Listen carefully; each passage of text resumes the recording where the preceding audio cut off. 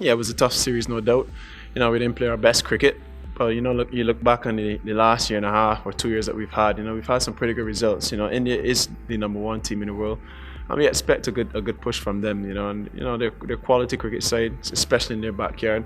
And there've been also some other positive performers in terms of people like Roston Chase. I thought Sherman Lewis was pretty outstanding in his first Test match as well. Albeit the result.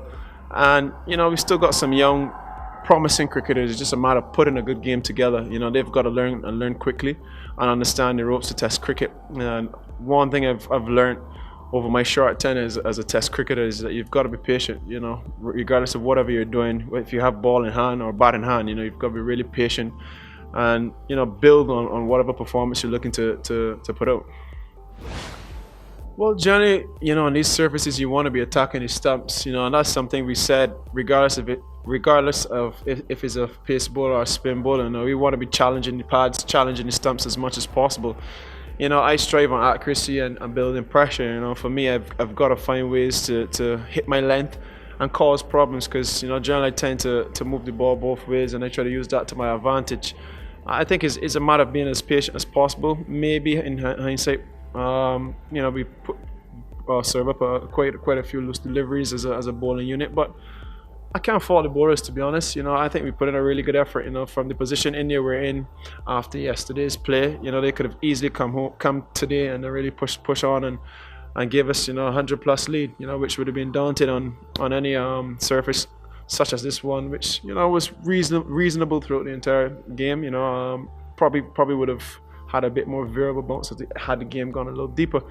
But yeah, credit to the bowlers for the way we came out this morning. This morning was very, very important. It's something we spoke about in the huddle. And it's really good to see the bowlers, come to the party and bowl India out. Yeah, it's a tough one. There are times where you got to put your foot down and let people know exactly, that they're not pulling their weight, but at the end of it all, you've got to get deeper into understanding why the collapses keep happening, and it's not a matter of guys having technical deficiencies per se. It's just the thought process at the particular time may not be the best one, and especially our younger players really need to understand that patience is the name of the game in Test cricket. You've got to build an innings. The greatest of players, would always tell you got to build an innings, and it's not an arena where you can come in and just beat people's ball around and blast. It's more or less, a situation where you're coming up against world-class bowling attack. You've got to, really accumulate your runs and build an innings, and it's something I really need to understand a little bit more. Yeah, it's a tough one. The guys are very, very disappointed. I can tell you that.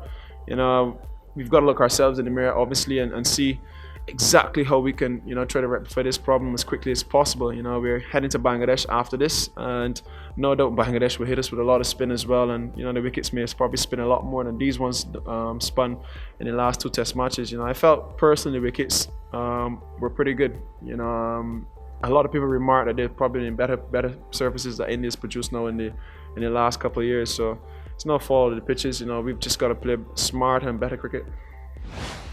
Yeah, a bit, honestly. It's hard to take it, and trying to understand reasons why it's happening. Yeah, it's a case where we've all got to put our heads together, from management to selectors to the players. But the onus must be on the players, and we've got to, take responsibility, obviously, for our actions, and we've got to come together a little bit more and find ways and solutions to the problems that we have at the moment. Well, there's a great saying. I say hindsight is 2020.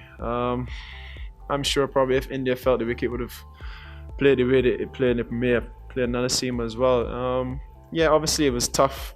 It was a tough call at the beginning of the game to leave a guy like Kemar out. He's probably one of our best fast bowlers in the region, and to make a judgment call such as that one, was a tough call. But we felt that this combination was the best combination to win us this Test match. Obviously we didn't, but no fault particularly with the bowlers. Obviously the batters just didn't put the runs on the board that we were looking for.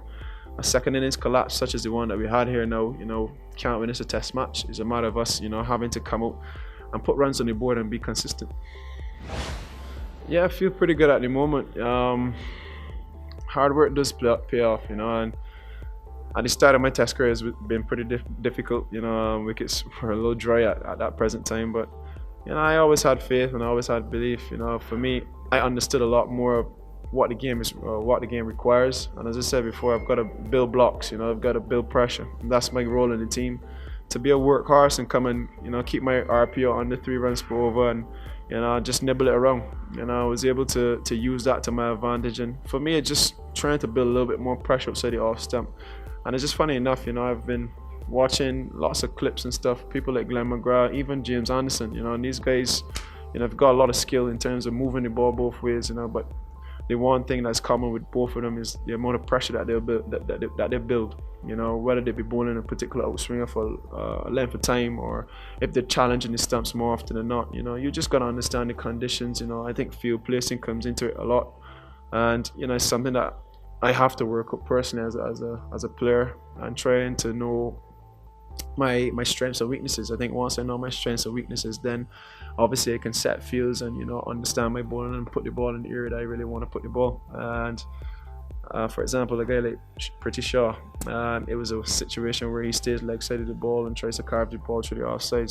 And I just made up in my mind that I wasn't going to give him room. If anything, I'll be nipping back the ball at his pads all the time, and if he has to hit me through the leg side, so be it. But my aim was not to let him score freely through the offside. So that's just an example of my thought process, and I just try to be as patient and consistent as I possibly can.